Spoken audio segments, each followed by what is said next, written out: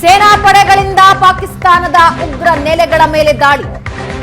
ಕ್ಷಣ ಕ್ಷಣದ ಮಾಹಿತಿನ ಪ್ರಧಾನಿ ಮೋದಿ ಪಡ್ಕೊಳ್ತಾ ಇದ್ದಾರೆ. ಅಧಿಕೃತ ನಿವಾಸದಿಂದಲೇ ಮಾಹಿತಿ ಪಡಿತಾ ಇದ್ದಾರೆ.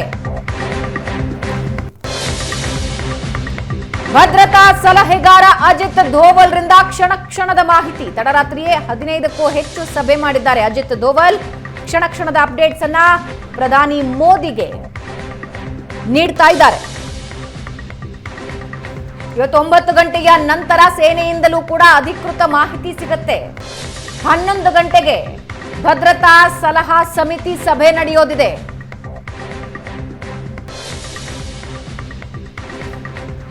ಭದ್ರತಾ ಸಂಪುಟ ಸಮಿತಿ ಸಭೆ ನಡೆಯೋದಿದೆ 11 ಗಂಟೆಗೆ. ದಾಳಿಯ ಸಂದರ್ಭದ ದಾಳಿಯ ನಂತರದ 2 ವಿಜುವಲ್ಸ್ ಅನ್ನ ನೀವು ನೋಡ್ತಾ ಇದ್ದೀರಾ. ಭಾರತದ ಮಿಸೈಲ್ಗಳು ಪಾಕಿಸ್ತಾನದ ಒಳಗೆ ನುಗ್ಗಿ ಧ್ವಂಸ ಮಾಡಿವೆ.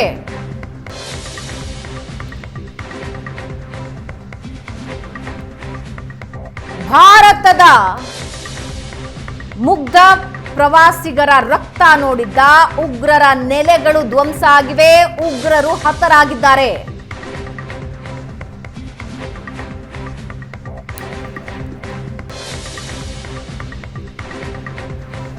ಲಷ್ಕರ್ ಎ ತೊಯ್ಬಾ, ಜೈಷ್ ಎ ಮೊಹಮ್ಮದ್, ಹಿಜ್ಬುಲ್ ಮುಜಾಹಿದೀನ್ ಸಂಘಟನೆಗಳ ಕಂಟ್ರೋಲ್ ರೂಮ್ಗಳನ್ನ ಉಡಾಯಿಸಲಾಗಿದೆ. ಇದೇ ಕಂಟ್ರೋಲ್ ರೂಮ್ನಲ್ಲಿ ಕೂತು ಭಾರತದ ವಿರುದ್ಧ ಪ್ಲಾನ್ಗಳ ಮೇಲೆ ಪ್ಲಾನ್ ಮಾಡ್ತಾ ಇದ್ರು. ಹಲವು ಭಯೋತ್ಪಾದನಾ ಸಂಘಟನೆಗಳ ಆಪರೇಟಿಂಗ್ ರೂಮ್ಸ್, ಕಂಟ್ರೋಲ್ ರೂಮ್ಗಳ ಮೇಲೆ ಅಟ್ಯಾಕ್ ಮಾಡಲಾಗಿದೆ. 9 ಕಡೆ ದಾಳಿ ನಡೆದಿದೆ.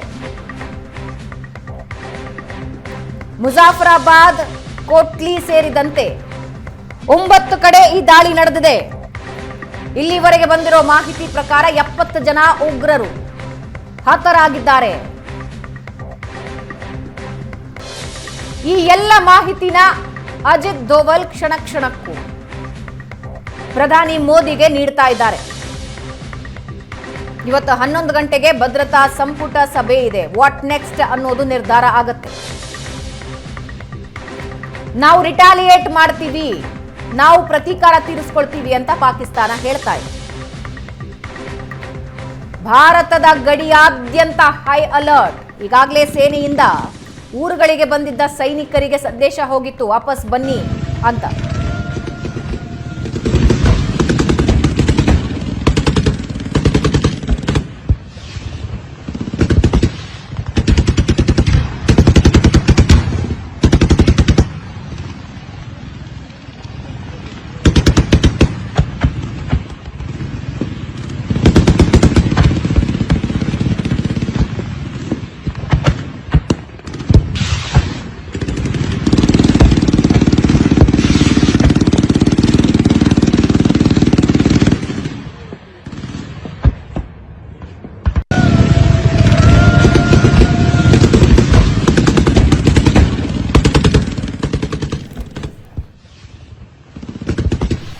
ಫೈಟರ್ ಜೆಟ್ ಡ್ರೋನ್ಗಳನ್ನ ಬಳಸೋದರ ಮೂಲಕ ಅಟ್ಯಾಕ್ ಆಗಿದೆ.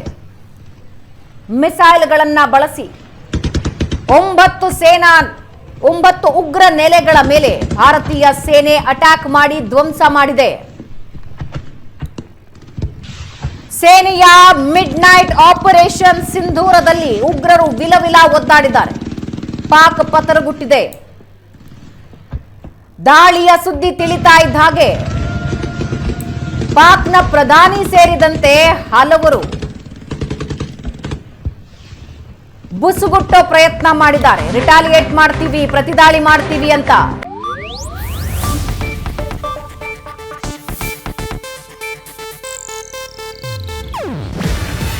ಇದು ಏಷ್ಯಾನೆಟ್ ನ್ಯೂಸ್ ನೆಟ್ವರ್ಕ್ ಪ್ರಸ್ತುತಿ. ನೀವು ನೋಡ್ತಿದ್ದೀರಾ ಏಷ್ಯಾನೆಟ್ ಸುವರ್ಣ ನ್ಯೂಸ್.